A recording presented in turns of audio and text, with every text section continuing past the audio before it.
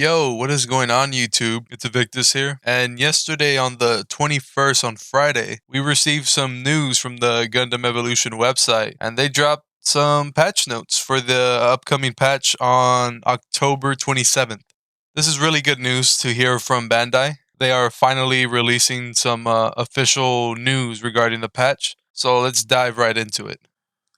So, Season 1 sortie, these patch notes, the first thing they talk about is balance changes, but we won't see any of the Gundam nerfs and buffs until the next page. This page is really all about their supply pods, skins, and essentially content regarding the Gundams, like their skins, the ornaments, MVP, emotes, and things like that. So we got a new zakutu melee skin, over limit, and we got the Gundam Blue Stinger. They look alright. I mean, they're not the worst looking skins. What else we have here? We have a new portrait. We have ornaments. We have a stamp. The EC pods. They dropped the Barbados gold skin and GM2 sniper gold skin, and they released Pale Rider gold skin and Gun Tank gold skin.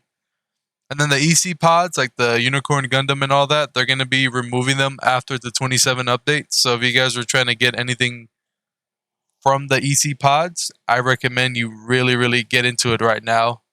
And then they're going to be dropping a broadcast campaign for the Witch from Mercury for the new Mobile Suit Gundam. They have the Gun Buddy, they have the portrait, they have the spray, and then they also have the player icon. So that'll be fun to grind for when that new patch notes. Remember, they're going to be dropping on the 27th. And then they fixed a lot of bugs here. I think some notable bugs that we should talk about is the Marsa one.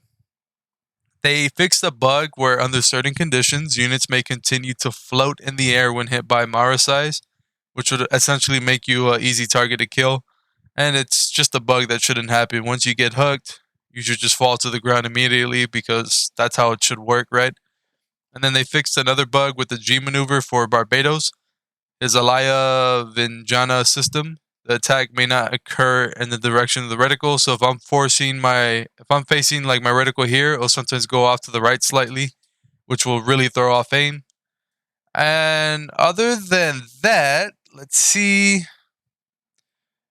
I believe everything else here fixed the issue where some units could not complete the critical hit challenge. That's actually that's a small bug, nothing game breaking. Other than that, that's essentially this page right here. So yeah, we got some new skin updates and content.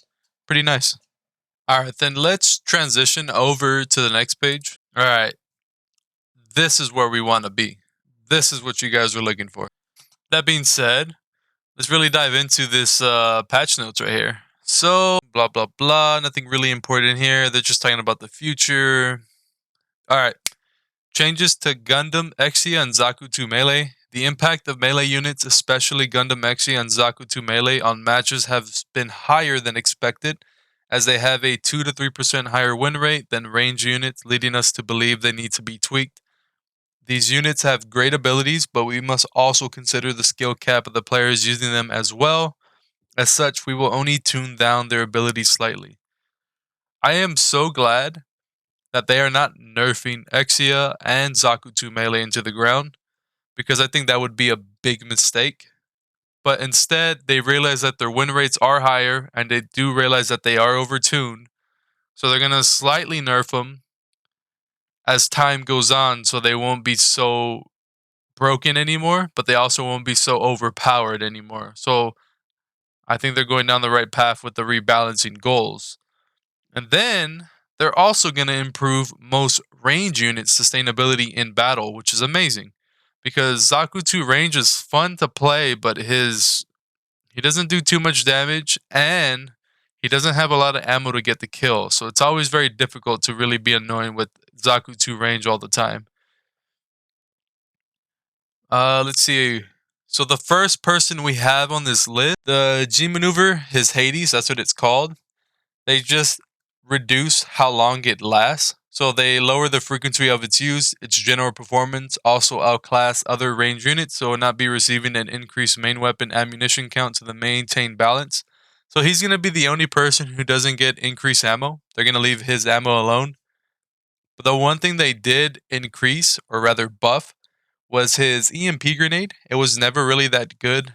Lasted 1 second, and it slowed up, in my opinion, a bit too much. So they're gonna make it last 2 seconds, and it's gonna have a slightly less slow, which I think is fair. And his slow, they reduced it to 35%. So I think the EMP grenade for Pell Rider is gonna be better.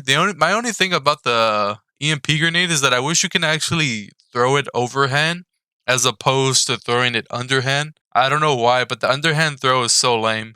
Or at least let me like charge the underhand throw so I can throw it further. That's really my only my only beef with the Pell Rider EMP grenade, because it's not that good at like you have to be up close and personal with Pell Rider to actually get use from it. And then Gundam, his beam rifle, they gave it one more ammo, which I think is awesome. Zazabi is kind of having a big nerf and kind of a big buff at the same time. Zazabi's shotgun, they reduced the damage from 29 to 26. So I believe he has, oh, I forgot how many pellets he has per shot. I think it was, I can't remember. I just remember reading someone in the Discord was saying that I believe each shot is going to have 417 damage output per shot, if I remember correctly. So Zazabi is still going to be very, very strong. Don't think of his damage reduction as a fall off, because do keep in mind, they increased his start distance. So his initial like full damage with his shotgun is going to be 600, and his fall off is going to be 1500. So Zazabi is still going to be a very, very viable Gundam to use in the future. So I'm glad that they are giving him a slight nerf in damage, but they are increasing his range. Methis, they gave him a ammo increase, which is awesome. GM Sniper, they gave him an ammo increase, which I think is awesome too. It makes the most sense. You have 6 Gundams and 5 bullets. Come on now, that doesn't make sense. Ashimar, they gave him an ammo increase from 27 to 33, which I also think it's fair, because a lot of the times when I'm playing Ashimar and I'm spraying his large beam rifle,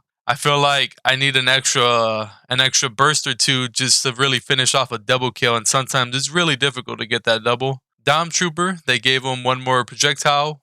That's great. And turn A, they also increased his ammo, which was even more great. GM kind of had a lot of well, actually, just GM in general just had a big buff. His detonator bomb, they increased the throwing speed. His beam spray gun, they increased the fall off and the fall off start and end distance. So the fall off start is 1700 to 1900. That's how much they increased it to. The fall off end distance, they increased it from 22 to 24, which is huge. So this is what they said in the patch notes for GM.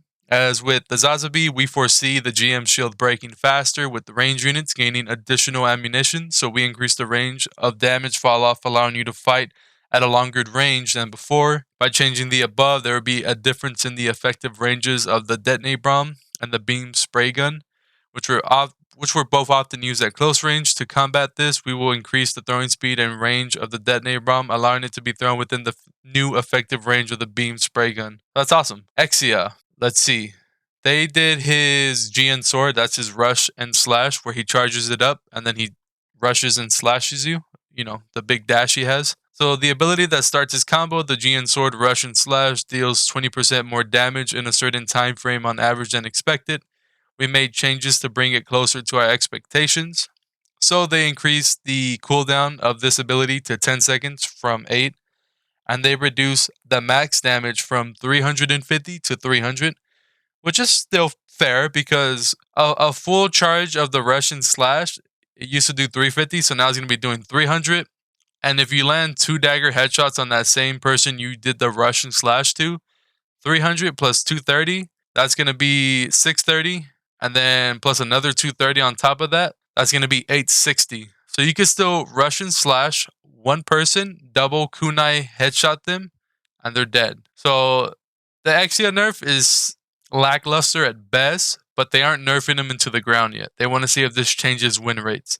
Moving on, we have Marsa. Compared to other units, the stats for the Marsa did not steer too far from expectations, but with just one combo, it can almost always disable an enemy unit, boosting its kill numbers, which I believe, because every time I get snared by a Marsa, I felt like I was dead no matter what. There is no way I'll get out of this. Like, I was donezo. And they reduce his sea snake shot speed from 7,500 to 5,000. Now, is this going to nerf Marsa into the ground? No, not at all. But hopefully there's a chance to get away from his sea snake where like you have maybe a 1 in 4 chance of living, because a good Marasai will kill you almost 100% of the time with this sea snake. It was ridiculous. It was not fair. Mahiro. So Mahiro, this is actually nothing but buffs for him, because Mahiro's this weird agent that I think potentially can be good, but he's just not at that spot where he can be good. His forward flip kick, they reduced it from 6 to 5. His shield, they reduced it from 12 to 10. His Rendo grenade, they increased it from 140 to 180. So that's his damage that he does with it. So operating Mahiro requires an understanding of the maps, and in the higher tiers of rank play, the average damage of its main weapons, Rendo grenade, comes in second only to Pell Rider, taking its current state into consideration. We will forego changes to its main weapon to avoid disrupting the balance. However, the fact remains that this unit's win ratio and damage inflicted are lower than expected.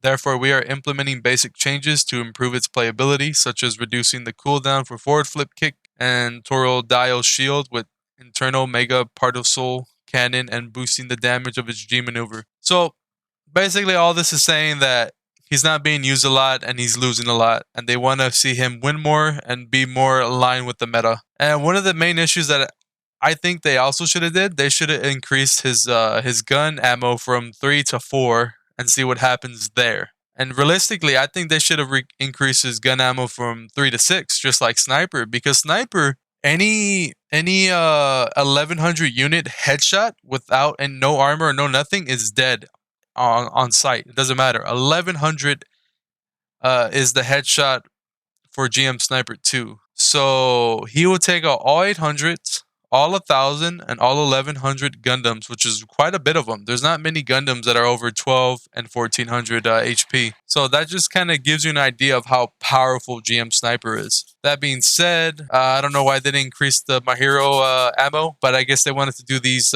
changes to his kit and see if that changes anything for the win rates for him. Alright, next up, we have Zakutu Melee. They finally nerfed his ultimate. All they did to his ultimate was a damage reduction from 250 to 200, and when he has his rage meter filled up, they reduced it from 375 to 250. I think this is a much needed nerf for Zakutu Melee. And then another thing they did was his Heat Hawk, his slashing attack that he can throw at range, they reduced the effective range from 1170 to 900, so it won't go as far now, which I think is fair, given that he is a close melee unit. Moving on, we have Unicorn Gundam. They gave Unicorn Gundam a ammo increase, which is quite nice, from 50 to 55. Now we have matchmaking. Anything important in matchmaking? Let's see. Matchmaking, let's see what we got here.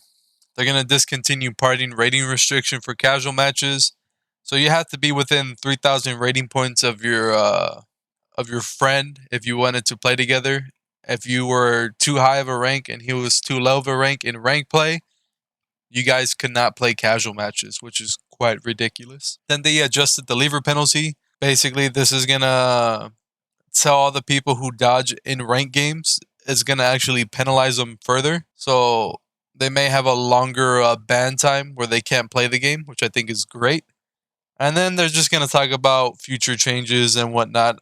I believe there's one more page. Let me double check. Nope. The last page is just talking about the Witch from Mercury broadcast, which we already kind of touched up upon. We go back to the previous page. I have to scroll all the way down.